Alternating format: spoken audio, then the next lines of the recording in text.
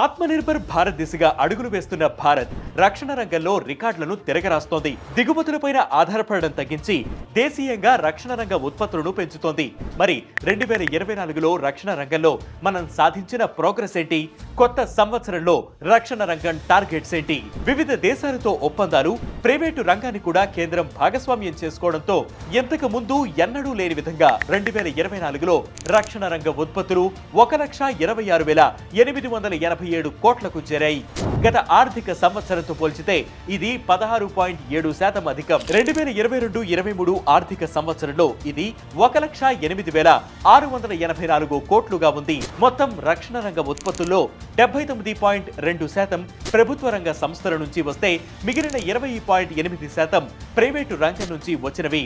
2025లో 1.75 లక్షల కోట్లు సాధించాలని లక్ష్యంగా పెట్టుకున్నారు. అంటే 38% వృద్ధిని సాధించాలి. డిఫెన్స్ ఎగుమతులు రికార్డు స్థాయిలో 21,083 కోట్లకు చేరాయి. గత 3 ఏళ్లుగా 12,300 రక్షణ రంగ ఉత్పత్తులను భారత్ తయారు చేసింది. కొత్తగా ప్రకటించిన 5వ జాబితాలో మొత్తం 346 రకాల ఉత్పత్తులను తయారు చేయాలని నిర్ణయించారు.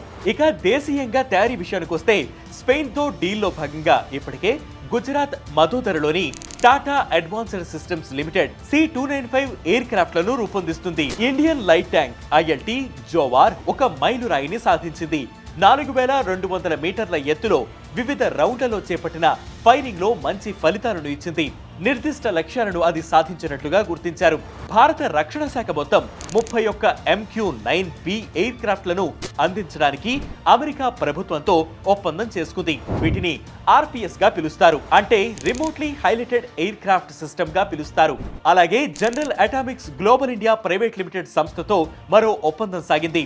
ఇది RPAS హెలికాప్టర్ల మెయింటెనెన్స్ కోసం ఉద్దేశించబడింది. హిందుస్థాన్ ఏరోనాటిక్స్ లిమిటెడ్ చేసుకున్న ఒప్పందాలు ప్రాధాన్యతని సంతరించుకున్నాయి. 26,000 కోట్లతో Su-30 MK ఎయిర్ క్రాఫ్ట్లకు 240 AL-31FB ఏరో ఇంజన్లు రూపొందించడానికి 13,500 కోట్లతో 12 Su-30 MKA ఎయిర్ క్రాఫ్ట్లు రూపొందించడానికి కాంట్రాక్ట్ కుదిరింది. ఇండియన్ ఆర్మీ కోసం 25, ఇండియన్ కోస్ట్ గార్డ్ల కోసం 5 అడ్వాన్స్డ్ లైట్ హెలికాప్టర్లకు సంబంధించి 2 వేరువేరు కాంట్రాక్టులు కుదుర్చుకున్నారు. వీటి విలువ 8,073 కోట్లు.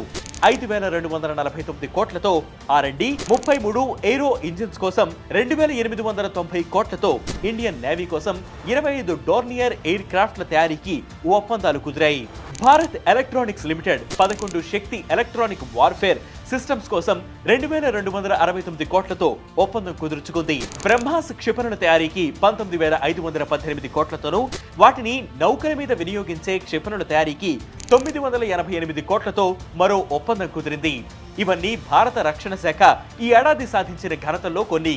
2029 నాటికి డిఫెన్స్ ఉత్పత్తులు 3 లక్షల కోట్లకు, డిఫెన్స్ ఎగుమతులు 50,000 కోట్లకు చేరాలని కేంద్ర రక్షణ మంత్రిత్వ శాఖ లక్ష్యంగా పెట్టుకుంది. ఇది వాటి బిగ్ స్టోరీ. ఇలాంటి బిగ్ స్టోరీస్ కోసం ప్రతిరోజు వెట్ న్యూస్ యాప్ ని ఫాలో అవ్వండి. Way2News Telugu YouTube channel ని సబ్స్క్రైబ్ చేయండి.